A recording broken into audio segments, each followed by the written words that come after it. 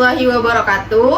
Halo semua, kami dari kelompok 2. Di sini kami akan menganalisis novel yang berjudul Androphobia, karya tulis dari Ulan Pralihanta. Video ini kami buat untuk memenuhi tugas akhir mata kuliah Psikologi Abnormal dengan dosen pengampu Ibu Umi Nadrah MPD. Baik, perkenalkan, nama saya Nur Delita Anggraini. Nama saya Nakita Widya Lesmana. Nama saya Salsabila Asyifa. Selamat menyaksikan. Baik teman-teman, saya di sini akan menyampaikan identitas novel yang berjudul Androphobia dari karya Ulan Pralihanta tahun 2013. Nah, novel ini cetakan pertama dengan halaman 320 halaman, penerbitnya Story House. Novel ini memiliki 19 chapter. Oke, di sini saya akan menyampaikan sinopsis dari novel Androphobia. Jadi teman-teman, cerita ini berawal dari ada seorang anak perempuan yang bernama Gadis. Gadis ini menderita androphobia akut karena trauma masa kecilnya. Kenapa dia trauma? Karena papa tirinya itu mencuri keperawanannya hingga membuat Gadis itu membenci seluruh laki-laki. Nah, lalu Gadis ini sering berhalusinasi, sering delusi yang hebat. Jadi ketika bertemu dengan laki-laki, si Gadis ini menjauh dan menghindar. Karena itu Gadis membenci semua laki-laki yang ada di depannya. Nah, jadi si Gadis ini kan dia membenci seluruh laki-laki, dia itu menjauhi laki-laki yang ada di sekitarnya, sehingga orang-orang itu berpikir bahwasannya Gadis ini lesbi. Jadi orang-orang di sekitar dia itu tidak ada yang mau mendekatinya, semua menjauhinya. Tetapi ada beberapa orang yang ingin mendekati Gadis. Ada maminya, ada Yasmin, itu adik tirinya, dan ada satu orang sahabatnya yang bernama Melisa. Tetapi karena Gadis ini memiliki rasa takut yang berlebihan dengan seorang laki-laki, akhirnya kan dia dicap lesbi, sehingga membuat Melisa itu menjauhinya. Awalnya Melisa itu berpikir positif pada Gadis, akhirnya Melisa itu menjauhi dan meninggalkan si Gadis, dan akhirnya Gadis ini tuh berpikir bahwasannya dia tidak punya siapa-siapa dan dia ingin mengakhiri hidupnya. Nah, selanjutnya beberapa waktu kemudian ada seorang lelaki yang bernama Robin. Robin ini juga memiliki masa lalu yang sama seperti Gadis. Dia terluka oleh masa lalunya. Kemudian si Robin ini dekat dengan Gadis dan memberikan arti kehidupan kepada Gadis. Lalu yang tadi awalnya Melisa menjauhi Gadis, sekarang Melisa tuh berteman baik lagi dengan Gadis. Pada akhirnya Robin, Melisa, dan Yasmin bekerja sama membawa Gadis untuk keluar dari penyakit yang dideritanya selama bertahun lamanya ini. Baiklah, di sini saya akan menyampaikan wujud perilaku abnormal dari tokoh Gadis dari novel Androphobia karya Ulan Pralihanta. Jadi adapun gangguan abnormal yang dialami oleh tokoh Gadis ini, yang pertama ada gangguan stres pasca trauma. Gangguan anxiety yang pertama ditemukan pada tokoh Gadis ini adalah pasca trauma. Hampir semua orang mengalami pasca trauma. Jika stres menyebabkan kerusakan yang signifikan pada situasi sosial dan pekerjaan, maka dapat didiagnosis sebagai gangguan stres akut. Data berikut menunjukkan trauma yang dialami oleh tokoh Gadis akan peristiwa yang pernah terjadi pada dirinya. Memicu kecemasan dan ketakutan akut yang menimbulkan gangguan stres pasca trauma dapat digambarkan pada halaman 13. Jadi pada kutipan halaman 13 tersebut menunjukkan keadaan stres yang dialami oleh Gadis. Gangguan stres pasca trauma yang dialami Gadis akibat dari pelecehan seksual yang dilakukan oleh ayah tirinya semasa Gadis berumur 6 tahun. Hal itu tergambar pada data ketika ibunya bertanya sampai kapan ia berhenti takut pada sosok laki-laki, bahkan untuk mengakui keberadaan laki-laki di sekitarnya. Kemudian terdapat juga pada halaman 14 yang menunjukkan keadaan Gadis yang merasa sangat stres. Stres pasca trauma yang dialami membuat Gadis sulit membuka diri, sulit melupakan kejadian yang telah dialaminya. Trauma yang dialami terus melekat di ingatannya. Selanjutnya, gangguan abnormal yang kedua yang dialami oleh tokoh gadis adalah fobia. Gangguan stres pasca trauma yang dialami oleh tokoh gadis membuatnya sulit menerima kenyataan yang terjadi. Ia merasa terus terkungkung oleh ingatan masa lalunya. Bukan hanya stres yang dialami, namun gadis juga mengalami fobia yang sulit membuatnya untuk beradaptasi dengan lingkungan sekitarnya. Fobia yang dialami akan digambarkan pada halaman 23. Jadi pada kutipan halaman 23 tersebut menunjukkan bahwa tokoh gadis mengalami fobia sosial yang merupakan salah satu bentuk gangguan kecemasan terdiagnosis pada tokoh gadis. Fobia sosial merupakan efek dari kecemasan yang berlangsung lama dan terus-menerus. Fobia sosial yang terdiagnosis pada tokoh gadis meliputi kecenderungan sikap takut dan cemas akan penolakan. Perasaan cemas dan ketakutan tokoh gadis terhadap laki-laki yang sebenarnya dikenal oleh dirinya, namun prasangka negatif lebih mendominasi pola pikir tokoh utama gadis. Prasangka negatif yang timbul karena kecemasan dari diri gadis yang menganggap bahwa perlakuan orang di sekitarnya akan membahayakan menjadi pemicu fobia sosial. Fobia yang dialami tokoh gadis juga dapat ditunjukkan pada halaman 37. Jadi pada halaman 37 menunjukkan bahwa gadis merasa tidak nyaman ketika bertemu dengan laki-laki dan sulit berinteraksi dengan laki-laki. Gadis merasa cemas bila orang-orang memandang dan membicarakannya. Hal ini menandai kekacauan dalam diri tokoh utama gadis. Kekacauan tersebut dapat memicu stres pasca traumatik sebagai bentuk gangguan dalam perilaku abnormal. Gangguan stres pasca trauma yang dialami gadis akibat dari pelecehan seksual yang dilakukan oleh ayah tirinya semasa gadis berumur 6 tahun. Stres pasca trauma yang dialami gadis membuatnya sulit membuka diri, sulit melupakan kejadian yang dialaminya. Gangguan abnormal selanjutnya yang dialami tokoh gadis yaitu skizofrenia. Nah, skizofrenia menjelaskan mengenai suatu gangguan jiwa yang ditandai dengan penderita mengalami gangguan proses berpikir, perasaan, dan perbuatan yang terganggu. Nah, pola perilaku abnormal tokoh gadis yang digambarkan mengalami gangguan kejiwaan skizofrenia yang terdapat pada halaman 35. Kutipan tersebut menunjukkan bahwa seorang gadis sedang berhalusinasi melihat Pak Herlan berubah wujud menjadi monster telanjang dan memamerkan organ vitalnya. Gadis juga mencium aroma tubuh Pak Herlan berbau bangkai. Halusinasi yang menggiring pikiran gadis menjadi liar dan tingkah lakunya menjadi tak terkontrol ketika melihat Pak Herlan berubah menjadi wujud monster yang siap menerkamnya. Nah, tokoh gadis akan bertingkah laku aneh sebagai respon dari halusinasinya yang berlebihan yang dialaminya. Halusinasi berlebih sebagai ciri gangguan skizofrenia yang menjadi pemicu tokoh gadis berperilaku abnormal. Bahwa gangguan skizofrenia yang dialami tokoh gadis sehingga memicu penderita berperilaku abnormal.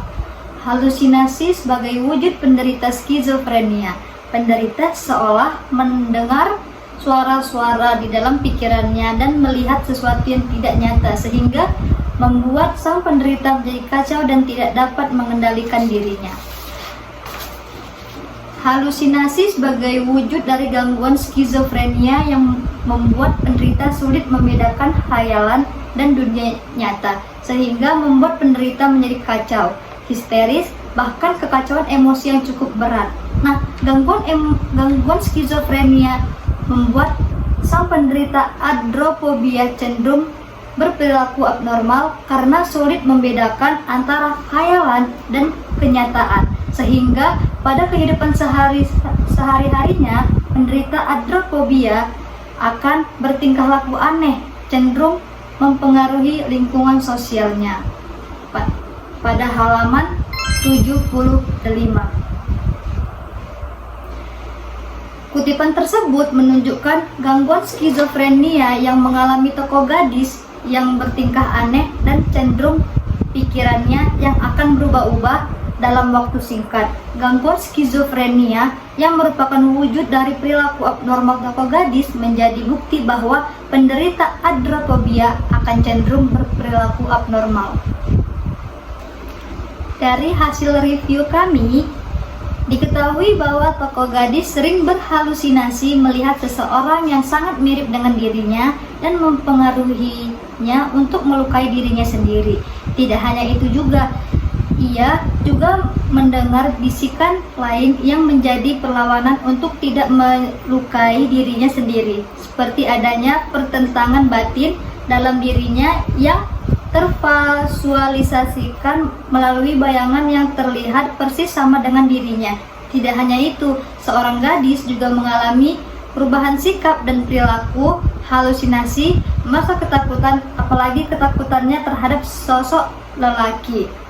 Saat bertemu dengan laki-laki, ia akan berhalusinasi seolah laki-laki berubah menjadi monster yang sangat mengerikan dan akan membahayakan dirinya.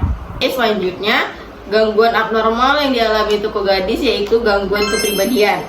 Nah, gangguan kepribadian yang dapat dikategorikan sebagai perilaku abnormal itu terlihat pada kutipan yang ada di halaman 41. Kutipan itu menjelaskan bahwa keadaan tokoh gadis yang tidak ingin didekati oleh orang lain, khususnya laki-laki. Lalu gadis ini bertindak anarkis dan membahayakan orang yang berusaha mendekatinya. Gadis juga akan meronta-meronta dan melempari orang yang berusaha mendekati dirinya. Keadaan tersebut akan terus terjadi jika berontak dan berinteraksi langsung dengan orang lain yang di sekitarnya, baik itu laki-laki terkhususnya. Dalam hal ini, keadaan tersebut dikategorikan sebagai gangguan kepribadian sebab tokoh gadis merasa tidak mampu dan menghindari hubungan sosial khususnya pada laki-laki, sehingga dia sulit untuk diajak bergaul dan cepat marah. Lalu gadis juga sangat peka dan terus curiga pada laki-laki karena ketakutan yang terus menghantuinya, menghantui pikirannya bahwa laki-laki yang mendekati pada gadis itu memiliki maksud lain yang akan membahayakan dirinya. Jadi dalam kasus ini gadis itu menderita gangguan kepribadian paranoid. Jadi penderita pada kondisi ini sering menghindari kontak sosial dan cenderung suka mencurigai orang lain. Jadi lalu dia juga perasa, sangat egois dan suka menuduh orang lain bahwasannya orang lain itu jahat. Oke, selanjutnya saya akan menyampaikan cara mengatasi perilaku abnormal dari tokoh gadis. Jadi ada dua cara. Yang pertama itu menekan depresi dan yang kedua itu terapi keluarga. Nah, menekan depresi ini merupakan salah satu cara yang dilakukan untuk mengubah cara pandang seseorang. Jadi mengubah cara pandang, cara berpikir dan tingkah laku seseorang yang mengalami gangguan psikologis. Nah, ada tokoh Robin. Nah, tokoh Robin ini merupakan seorang yang berpengaruh dalam mengubah perilaku gadis. Robin ini memberikan pengertian kepada gadis bahwa harus lebih menekankan pikiran positif dalam mengambil keputusan. Meskipun gadis masih merasa sulit menerima kenyataan, kemunculan Robin mampu memberikan sedikit kenyamanan. Bisa dilihat pada kutipan yang di halaman 133. Kutipan di atas itu, kutipan yang ada di halaman 133 itu menjelaskan bahwa yang dilakukan gadis untuk menenangkan dirinya dengan mengatur napas dan dengan bantuan Robin melatih gadis untuk tidak histeris jika melihat laki-laki. Lalu cara Robin untuk melatih gadis dengan tidak memperlihatkan wajahnya, namun lebih mendekatkan gadis pada sosok laki-laki, yaitu pada dirinya sendiri, yaitu si Robin. Kemudian Robin menggunakan topeng bila mendekati gadis. Lalu cara awal yang dilakukan Robin agar gadis tidak histeris yaitu berhadapan dengannya. Nah, cara tersebut digunakan Robin untuk menekan depresi dari gangguan-gangguan pada perilaku abnormal si gadis tersebut. Selanjutnya, cara mengatasi perilaku abnormal anxiety. Mengatasi perilaku abnormal atau gangguan kecemasan pada seorang gadis memerlukan pendekatan yang holistik dan profesional. Nah, berikut beberapa langkah umum yang dapat membantu. Yang pertama, konsultasikan dengan profesional kesehatan mental. Segerakan konsultasi dengan psikolog, psikiater, maupun konselor yang berpengalaman dalam mengatasi gangguan kecemasan. Mereka dapat membantu mengevaluasi tingkat kecemasan dan memberikan penanganan yang sesuai. Yang kedua, terapi kognitif perilaku atau CBT. Terapi ini telah terbukti efektif dalam mengatasi gangguan kecemasan. CBT membantu individu untuk mengidentifikasikan dan mengubah pola pikir dan perilaku yang mungkin menjadi sumber kecemasan. Yang ketiga, dengan terapi obat. Jika diperlukan, dokter maupun psikiater dapat meresepkan obat anti kecemasan ataupun obat antidepresan. Yang keempat, manajemen stres dan relaksasi.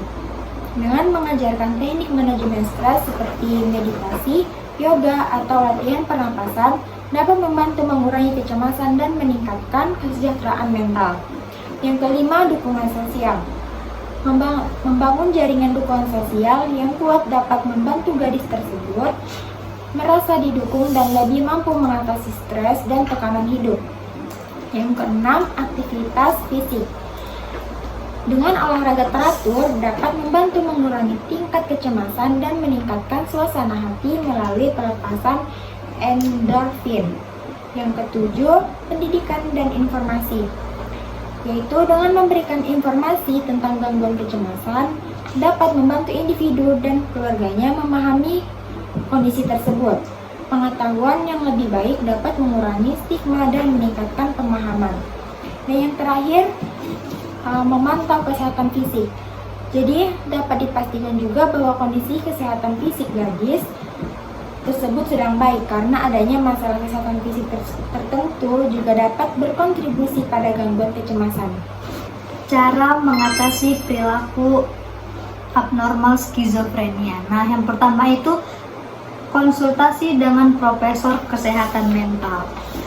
Langkah pertama yang paling penting adalah berkonsultasi dengan dokter atau psikiater yang berpengalaman dalam mengenai skizofrenia. Nah, yang kedua itu terapi obat. Obat antipsikotik adalah perawatan utama untuk mengendalikan gejala skizofrenia. Nah, yang ketiga itu terapi psikososial. Terapi ini membantu individu mengelola gejala dan mengembangkan keterampilan sosial. Nah, yang keempat itu ada dukungan keluarga. Dukungan keluarga dapat membantu mereka memahami kondisi tersebut dan memberikan dukungan yang diperlukan. Nah, yang kelima itu ada pantauan kesehatan fisik. Pastikan mereka menjaga pola makan yang sehat, berolahraga, dan menjalani pemeriksaan kesehatan rutin. Nah, yang keenam itu ada rencanakan rutinitas harian. Membantu individu dengan skizofrenia untuk menjalani rutinitas harian yang terstruktur dapat membantu mengurangi kebingungan atau stres. Nah, yang ketujuh itu ada dukungan sosial. Dukungan sosial ini dapat mencakup dukungan dari teman, keluarga, atau kelompok dukungan yang memahami tantangan yang dihadapi oleh individu dengan skizofrenia. Nah, yang kedelapan itu ada pendidikan dan informasi. Berikan edukasi kepada individu dan keluarganya tentang skizofrenia. Pemahaman yang baik dapat mengurangi stigma dan membantu semua pihak terlibat dalam mengelola kondisi ini.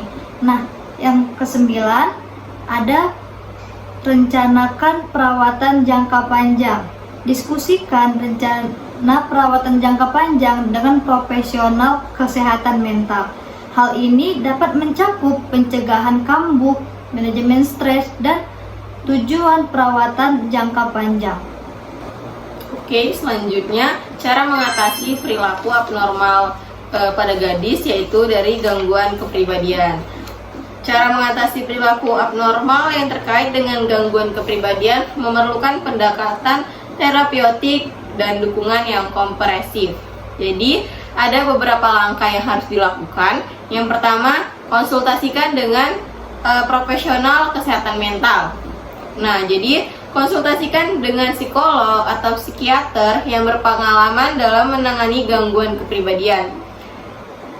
Profesional ini dapat membantu memberikan diagnosis yang akurat dan merencanakan perawatan yang sesuai.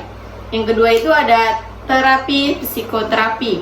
Terapi psikoterapi ini seperti terapi kognitif perilaku, terapi dialektikal perilaku, atau terapi interpersonal yang dapat membantu individu mengidentifikasi dan mengubah pola pikir dan perilaku yang tidak sehat.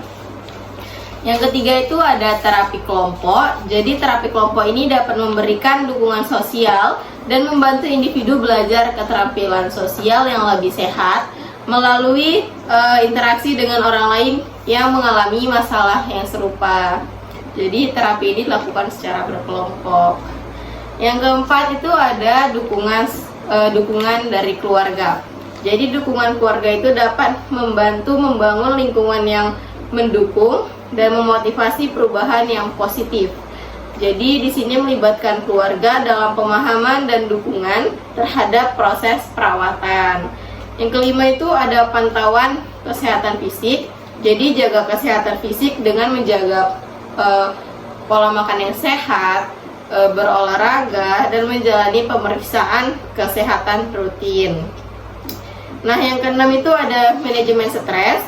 Jadi ajaran teknik manajemen stres itu dan coping stres itu untuk membantu individu mengatasi tekanan hidup tanpa merugikan diri sendiri ataupun orang lain.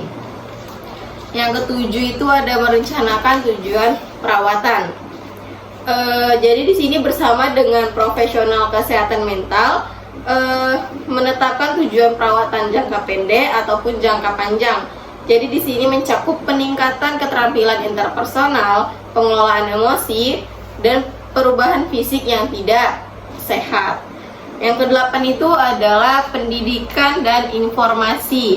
Jadi di sini edukasi untuk mengetahui mengenai gangguan kepribadian dan membantu individu dan keluarga memahami kondisi tersebut, lalu bisa mengurangi stigmatisme dan meningkatkan pemahaman. Yang kesembilan itu konsistensi dan kesabaran. Jadi di sini ada perubahan dalam perilaku dan pola pikir memerlukan waktu yang konsisten. Jadi penting untuk bersabar dan terus mendukung individu dalam proses perawatan. Terakhir itu yang ke-10 ada perawatan jangka pendek. Nah, jadi perawatan gangguan kepribadian ini seringkali bersifat jangka panjang. Oleh karena itu harus direncanakan dukungan untuk dapat terus-menerus membantu individu tetap pada jalur pemulihan. Baiklah teman-teman, berdasarkan hasil analisis review novel terhadap wujud perilaku abnormal tokoh gadis dalam novel Androphobia ini, maka dapat kami simpulkan bahwa untuk mengetahui wujud perilaku abnormal dapat ditandai melalui kondisi penderita yang mengalami gangguan-gangguan kejiwaan, sehingga diketahui bahwa tokoh gadis sebagai penderita androphobia menunjukkan perilaku abnormal yang dapat diketahui melalui perilaku yang menunjukkan gangguan-gangguan yang terjadi, yaitu gangguan anxiety yang meliputi gangguan stres, pasca trauma, dan fobia sosial yang diperlihatkan pada keadaan tokoh gadis yang tidak ingin berinteraksi dengan orang lain, utamanya pada laki-laki. Dan yang paling menonjol adalah tokoh gadis mengalami gangguan skizofrenia yang ditandai dengan tokoh gadis mengalami halusinasi dan delusi yang menyulitkan dirinya membedakan antara kehidupan nyata dan hayalan. Dan yang ketiga adalah gangguan kepribadian pada tokoh gadis ditandai dengan hipersensitif atau sangat peka, serba curiga, suka menentang dan menyalahkan orang lain, dan suka menuduh orang lain jahat. Oke teman-teman, sekian yang dapat kami sampaikan mengenai analisis perilaku abnormal yang ada pada novel Androphobia. Sekian dari kami. Wabillahi taufiq wal hidayah. Wassalamualaikum warahmatullahi wabarakatuh. Terima kasih. Bye-bye. Assalamualaikum. Anda melihat apa padahal? Akan menganalisis novel yang berjudul Ibatul Lagu.